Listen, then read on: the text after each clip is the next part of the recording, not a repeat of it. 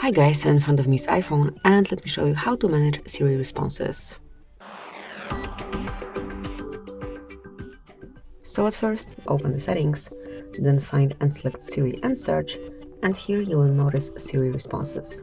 Click to open, and here you can manage spoken responses, so you can prefer silent responses, automatic or spoken responses, it's up to you.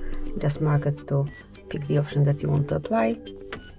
You can also activate always show Siri captions if you want to.